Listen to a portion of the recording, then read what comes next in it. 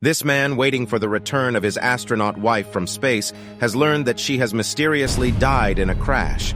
However, unbeknownst to him, she had uncovered the darkest secret in space exploration history. A man named Sven dreams of his wife, Paula, telling him she loves him. She suddenly disappears as he reaches out to her, and Sven is awoken. Realizing he's late, he wakes up his daughter Charlie, who is partially deaf, and hands her a cochlear implant device. The two rush through an open field toward a screening of Paula and her crew member, Hadi, descending to Earth. Paula has been on a mission on the International Space Station and is on her way back with Hadi. While the group watches on the screen, Paula freezes when it is time for her to open the parachute of the ship. Hadi panics, begging Paula to open the parachute while she stares at him in a trance-like state. Suddenly snapping out of it, she pushes the button, and the parachutes are opened seconds before disaster. The shuttle lands safely in the Atacama Desert. The two astronauts are greeted by Banisha Moody, an Indian billionaire who sponsored their trip. As Sven and his neighbors rejoice at the safe landing, Charlie exclaims that she wants to be just like Banisha. Sven asks Charlie if she's excited about seeing her mother, but Charlie mentions to him that something is off about Paula. That night, Paula calls Sven, and after talking to him about the prospect of reuniting, she tries to tell him a secret. However, before she can, she notices static in their call, and fearing that someone might be listening in, cuts the call before revealing anything. The next morning, Charlie and Sven arrive at the airport to pick up Paula. They meet with Hadi's wife Mira and her two sons. One of the boys points out that Paula's and Hadi's flight is delayed. As they wait for a long time, they start getting impatient. They eventually find out that the plane the two were on has gone missing over the Atlantic, and the status of the passengers is unknown. The relatives of the two astronauts are taken to a hotel, where they're asked to stay while the authorities find the plane. In the lobby, Sven tries to tell Charlie that it will be okay, but she doesn't believe him. As they enter the hotel room, Sven excuses himself to the bathroom and cries, thinking of the possibility that he'll never see Paula again.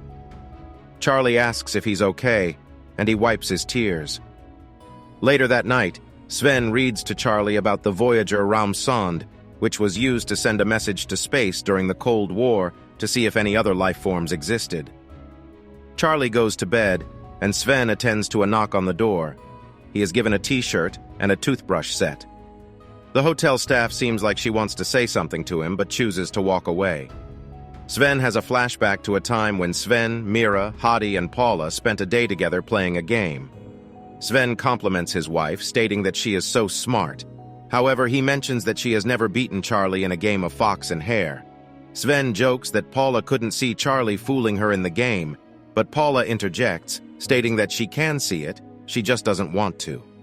Next, Sven stands on the balcony, staring at nothing. A woman next to his room speaks to him, offering him a drink and cigarettes. He declines to smoke but takes a shot. The woman talks about how she's afraid of what happened to everyone. But Sven says Paula would have said the chance was 1 in 50 million. Sven has a minor breakdown, where he says he shouldn't have listened to Paula, and the woman is confused. Before she can inquire more, he goes back inside the room.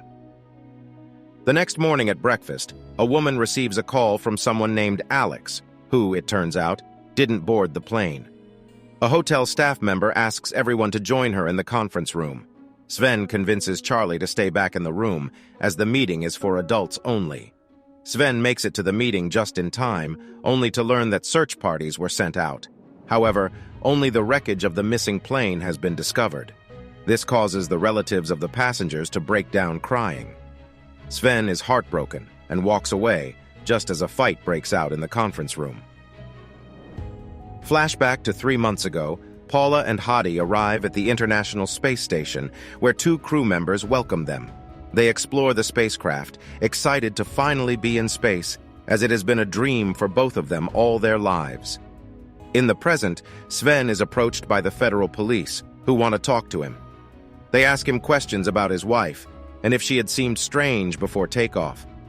When he inquires why they're asking, they inform him that the automatic launch of the parachute in the shuttle failed and had to be done manually. They tell him that apparently Paula resisted pressing the button until the last second. Angered at what they are insinuating, Sven begins to leave the room, but an officer repeats what he said on the balcony the other night and asks what it meant. Realizing they have been spying on him, he calls the two officers and walks away. Determined to leave, Sven and Charlie head to their car, but Sven learns he doesn't have enough money to pay off the parking ticket. A woman named Nora helps him pay and introduces herself as Benisha's assistant. She gives Charlie a gift from Benisha and tells Sven that if he ever needs help, she's here. She reveals that Benisha and Paula had a very special relationship. Charlie and Sven head home. In the flashback, Paula and Charlie set up a wireless transmission so Charlie can speak to her mother every day while she is up in space. Later, a crew member asks Paula what she is here to do. Paula explains that she is on a mission to stop death and has brought healing cells, which don't revive once they're dead. The goal is to form a therapy to cause the cells to revive, therefore eliminating death as a problem. In the present, Sven finds a final voicemail from Paula, saying that St. Nicholas Day is their 10th anniversary and she wants something grand. She also asks him to not fight with Charlie. Sven calls Mira, asking him if Hadi was acting strange. Frustrated, Mira bursts into tears and says that she can't talk about it right now, as the police won't leave her alone. Sven tells her that Paula mentioned St. Nicholas Day in her last voice message to him, but that wasn't their anniversary. He also mentions that he and Charlie have never fought, yet for some reason she warned him against it. After the call, Sven looks at the taped recording of the landing site coverage and discovers that the recording was done 90 minutes before it was aired, even though it says it's live. He calls Paula's boss, Rainer, demanding answers for all of these strange details. Rainer consoles him for his loss of Paula, but doesn't give him any answers. Frustrated, Sven cuts the call. In the past, Paula used the wireless transmission to talk to Charlie every day. The ship reached a no-connection zone every few hours, after which the connection was cut off, and all Paula could hear was the empty radio noise of the universe. Charlie had asked her about the smell of space, so she asked a crew member. He mentioned that it smelled of sparklers, and eventually left Paula alone to listen to the empty sounds of space. In the present, Sven wakes up to hear the news blasting throughout the house. He goes downstairs to find Charlie in front of the TV, who now knows that there are no survivors of the plane crash. Sven tries to talk to Charlie, but she locks herself in her room and takes out her cochlear device, while Sven bangs on the door. He manages to open it and asks Charlie to talk to him using sign language. Charlie demands to know if her mother is dead, and Sven tries to avoid giving a straight answer, but eventually, he admits the cold truth, and the two grieve the loss of Paula. Next, the doorbell rings, and Sven opens the door to find the federal police officers. They make him listen to a recording from the airplane black box, in which Paula says to Sven specifically that he can't do it alone, without any further explanation. After the recording, officers say the real question is what Paula was doing in the cockpit. Sven doesn't respond. Charlie hears her mother's voice and tries to find her until Sven tells her it was just a recording. As he speaks to a friend who brings him food, he notices a team of police members exiting a vehicle nearby. On the space station, Paula had begun hearing a childlike voice on the radio, despite the fact that the station was passing through a no-connection zone. This means that the communication was not coming from Earth. Confused, she tried to find where the signal came from. She noted down the location's coordinates on her arm. She woke up Hadi, making him hear the signal, and he was shocked, stating that the signal came from deeper space. Paula wanted to wake up the rest of the crew, but Hadi talked her out of it, saying that if they showed the others this discovery, they would be kicked out of the program. Agreeing with him, Paula decided to find the signal again with Hadi. They attempted to find the signal. However, they had no luck. Paula began seeing a bug crawling up her arm, which freaked her out. Hadi asked if she was experiencing anything, but Paula refused, saying she was probably just exhausted and needed to go to sleep. In the present, Paula's parents show up, while the police ransack the house. They're made to hear the recording but refuse to give up any additional information. Later at dinner, after Charlie goes to her room, Paula's mother states that the death of all the people is on their consciousness.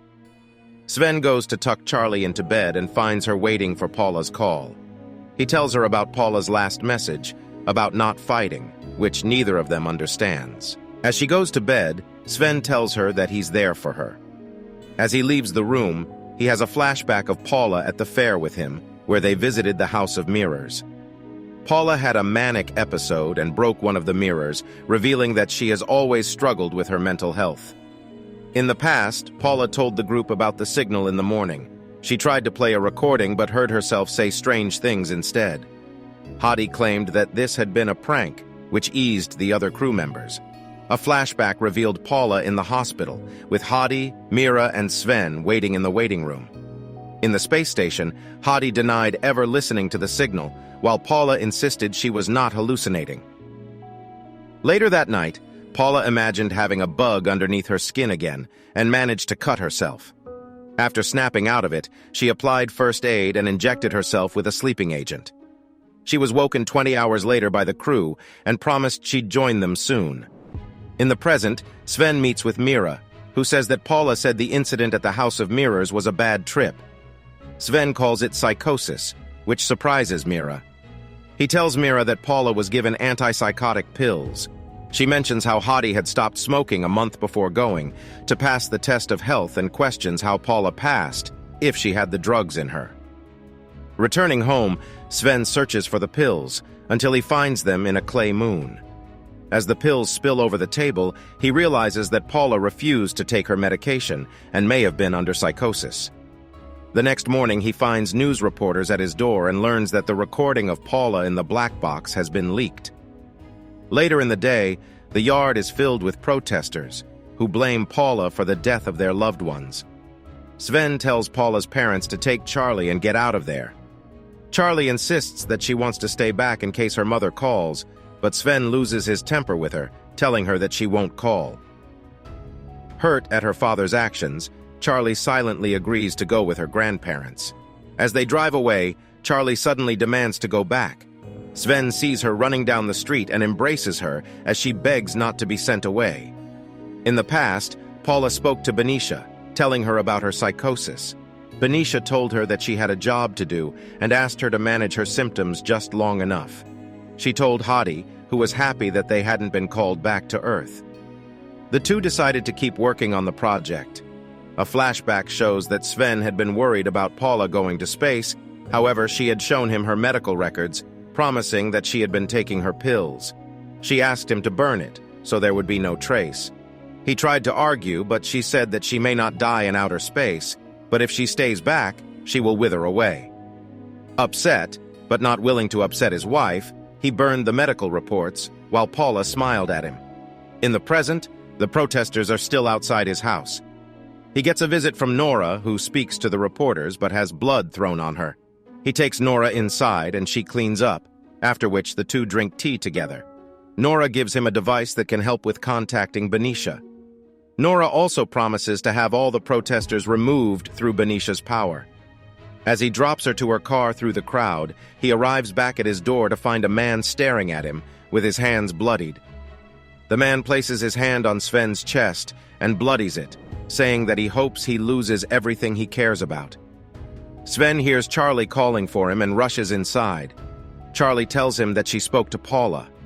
Upset, he reminds her that Paula is dead, but Charlie insists that she's not. He takes away the wireless transmitter, but while he's leaving, Charlie tells him that she wishes he had gone instead of Paula. Sven tells Charlie that Paula might have been the reason for the death of all those people. Refusing to hear it, she takes off her implants and sulks in bed. Sven gets a call from Raynor, who says that something more is going on. Before he can say any more, Raynor cuts the call, and Sven can no longer reach him. Taking Charlie along with him, Sven drives to Mira's house. He apologizes to Charlie, who doesn't forgive him. While driving, he notices bloodied hands in another car and fears the man following him. At Mira's apartment, he drops off Charlie, who still refuses to speak to him. In the past, Paula continued to hallucinate. She found bugs crawling on her again and checked her injured arm. She found the coordinates and realized that she had not imagined it. Paula became happy at the realization, knowing that she could now find the signal again. She goes to check it out but finds Hadi already there. He had found the signal and recorded it. Seeing this, she returned to her room and sobbed because Hadi had made her feel like she was hallucinating. In the present, Sven visits Rainer, who doesn't open the door. He finds a way in, but finds no sign of Rainer. However, he finds some information about Paula and Hadi. He rushes back to Mira's apartment and discovers that Charlie has run away. As he goes to find her, he sees a car with only bloodied hands on the steering wheel. Approaching the car, he is shocked to find a strange man, looking at him, with an eerie look in his eyes. The Signal is a 2024 German TV miniseries which ran for 4 episodes. The series was praised by critics and fans who appreciated the way the show was grounded in a realistic setting with relatable drama, despite being a sci-fi plot at its core. Thank you for watching. Be sure to like our channel and subscribe if you enjoy content like this. Also, let us know what movie you would love us to recap for you.